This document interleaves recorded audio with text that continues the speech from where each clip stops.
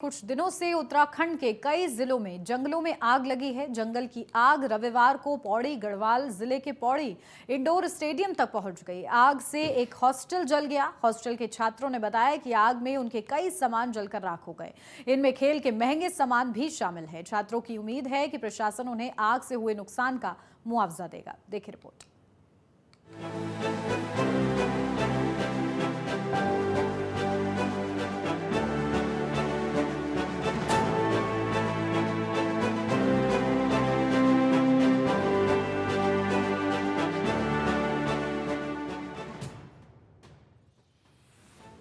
कुछ दिनों से उत्तराखंड के कई जिलों में जंगलों में आग लगी है। जंगल की आग रविवार को पौड़ी गढ़वाल जिले के पौड़ी इंडोर स्टेडियम तक पहुंच गई। आग से एक हॉस्टल जल गया और काफ़ी गद्दे गुद्दे जल गए हैं और हम लोग श्रीनगर से हमें सूचना मिली है। हम लोग श्रीनगर से आए हैं। कितना परसेंट जला होगा अभी? ऊपर जला होगा 30% के करीब जला होगा। और क्या स्थिति है अब? स्थिति कंट्रोल में है। हॉस्टल के छात्रों ने बताया कि आग में उनके कई सामान जलकर राख हो गए। इनमें खेल के महंगे सामान भी शामिल हैं। नीचे से हुई है, उधर से छोटी आग लगी थी 2-3 दिन पहले, उसके बाद इधर लगी कल, उसके बाद आज हॉस्टल के पीछे लगी, उसके बाद फिर पूरा लग गया बाहर। हम लोग निकले, मेरे रूम में था मेरा रैकेट 5-6 हज़ार के 2-3 रैकेट थे, बेड के अंदर सब सामान था, पूरे लॉकर में नए नए कपड़े लेके आया था घर से, सब जल गए। एक सामान नहीं बचा। मेरा रूम पूरा खोखला हो गया, देख क्या हुआ, पूरा गया मेरा रूम। हमारे तो सामान था, नए कपड़े थे, नया हम यहाँ से एक रैकेट मिलता हमें, बाकी हमने 5,000 का रैकेट लिया था, जूते लिए थे और एक रैकेट था, 3-4 रैकेट थे। यहाँ पे कम से कम सामान जूते भी थे। 40,000 का, यहाँ 50,000 का सामान था, 50,000 तक का सामान था हमारा। और जो हमारे डॉक्यूमेंट्स थे हमारे, वो सारे जल गए। बेड भी जो हमें चादर लाए थे घर से, चादर रजाई सारे जल गए।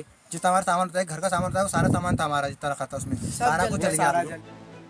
छात्रों को उम्मीद है कि प्रशासन उन्हें आग से हुए नुकसान का मुआवजा देगा। उत्तराखंड में शनिवार को जंगल में आग लगने की 18 घटनाएं सामने आई। जंगल की 21.86 हेक्टेयर जमीन आग की चपेट में आ गई।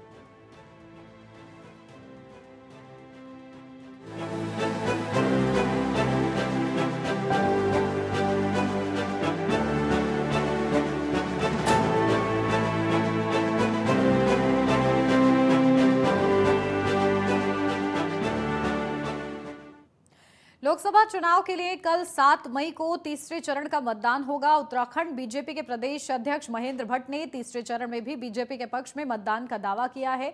उन्होंने कहा कि पिछले 2 चरणों में देश की जनता ने बीजेपी के पक्ष में मतदान किया है। अब तीसरे चरण में भी प्रधानमंत्री नरेंद्र मोदी के विकास कार्यों पर जनता अपनी मोहर लगाएगी। तीसरे चरण में जहां जहां पर मतदान हो रहा है, वहां पर लोग प्रधानमंत्री नरेंद्र मोदी के विकास कार्यों को ही प्राथमिकता दे रहे हैं। 2 चरणों के बाद ही हमारे राष्ट्र नेतृत्व ने स्पष्ट कर दिया है, हमारे राष्ट्र अध्यक्ष ने, हमारे जो राष्ट्र नेतृत्व उन्होंने कहा है कि जो लक्ष्य लेकर, जो नारा जनता का था 400 पार, उन लक्ष्य को हम बढ़ रहे हैं। और जनादेश हर क्षेत्र में भारतीय जनता पार्टी पक्ष में है। और विश्वासपूर्वक कह सकते हैं तीसरे चरण का मतदान जिन भी क्षेत्रों में हो रहा है, वहाँ भी मुख्य रूप से विकास को ही लोगों ने आधार माना है। और विकास मोदी जी के शासनकाल में जो हम सबको दिखाई देता है, उसका नतीजा है कि आज जनता का नारा 400 पार ये सार्थक हो रहा है।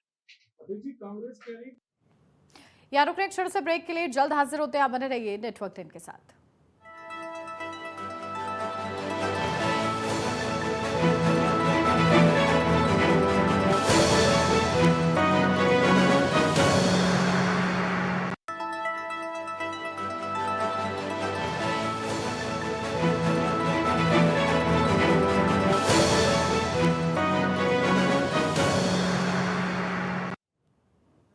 ब्रेक के बाद स्वागत है आपका। बढ़ते हैं आगे। उत्तराखंड में जंगलों में लग रही आग से जहां एक तरफ बेशकीमती वन संपदा जलकर खाक हो रही है, तो वहीं दूसरी तरफ वनाग्नि के कारण जंगली जानवरों के भी प्राण संकट में आ गए हैं। और इसके साथ ही वातावरण में कार्बन उत्सर्जन अपने सबसे उच्च पायदान तक पहुंच गया है। इतना ही नहीं, कार्बन उत्सर्जन में 17 गुना बढ़ोतरी देखी गई है।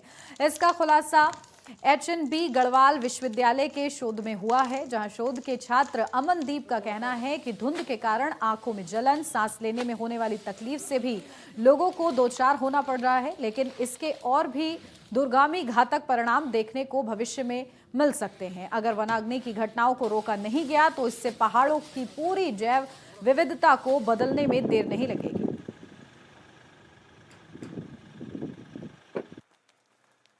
देखिए, जो वनाग्नि है जिसको हम फॉरेस्ट फायर बोलते हैं बेसिकली, इससे जो है हमारी आंखों में नुकसान हो रहा है। जैसे सुबह उठते उसमें आंखों की जलन वगैरह महसूस हो रही है हमें। हमारे जो बॉडी में है, जो हम सांस ले रहे हैं, उस सांस को लेने में भी हमें तकलीफ हो रही है।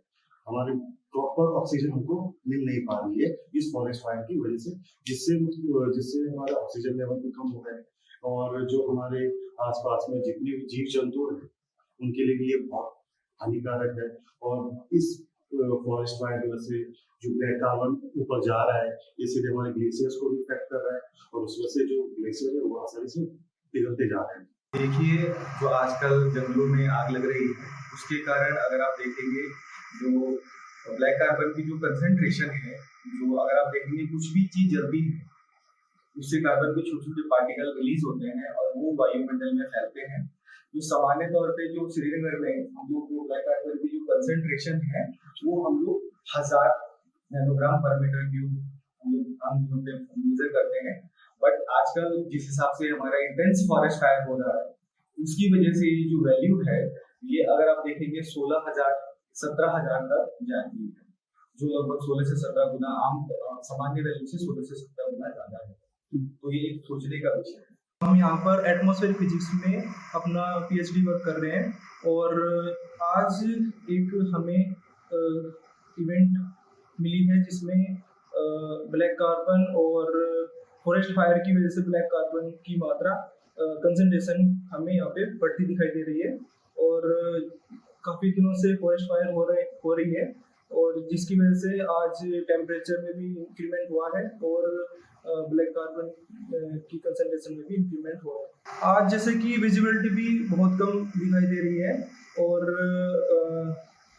जैसे कि हम पिछले 3-4 दिन से मॉनिटरिंग कर रहे हैं तो उसमें जो एवरेज डेटा हमें मिल रहा है। प्रदेश में बीती कई दिनों से वनाग्नि की घटनाओं ने दिल दहला कर रख दिया है। सैकड़ों हेक्टेयर जंगल जलकर राख हो चुके हैं, जिसमें कई लोगों की मौत भी हो चुकी है, लेकिन अब तक वनाग्नि की घटनाओं पर पूर्णतया अंकुश नहीं लग पाया है। कुमाऊं से लेकर गढ़वाल तक जंगलों की आग रफ्तार पकड़ रही है। हालांकि शासन प्रशासन लगातार आग बुझाने का प्रयास कर रहा है, लेकिन ये नाकाफी साबित हो रहा है। बढ़ती वनाग्नि की घटनाओं के चलते वन्य जीव भी खतरे की जद में आने लगे हैं। हालांकि प्रदेश में अब तक वन्य जीवों की क्षति की कोई सूचना नहीं है।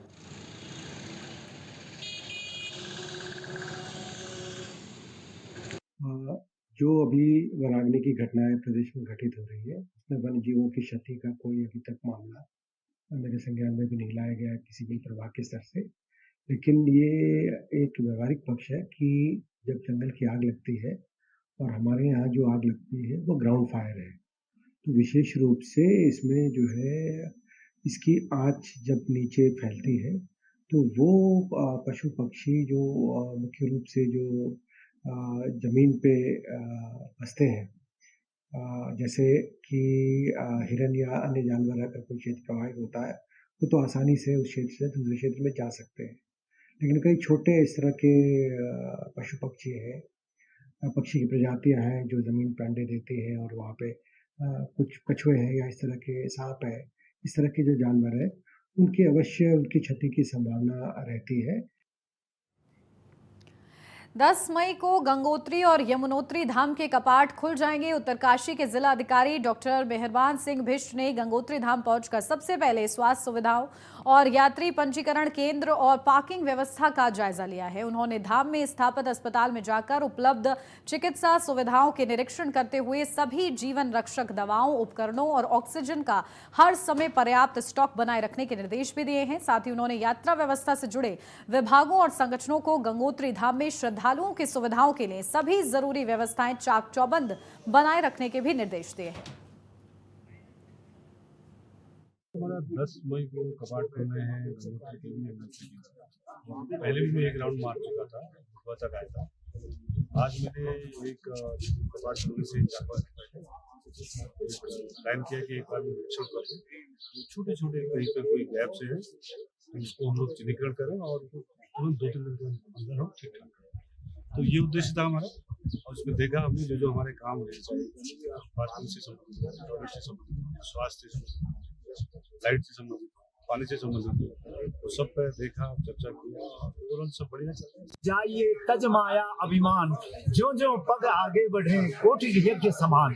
आज गंगोत्री धाम में हम लोग यहाँ पर हैं और इस मीडिया के माध्यम से जो हमारे पत्रकार बंधु हैं उनके माध्यम से मैं अखिल राष्ट्र के सभी बंधु बांधवों के मंगलमय के लिए कामना करता हूँ और आमंत्रित करता हूँ कि गंगोत्री धाम के कपाट दिनांक 10 मई को समस्त तीर्थयात्रियों के लिए 12:20 पर खोल दिए जाएंगे।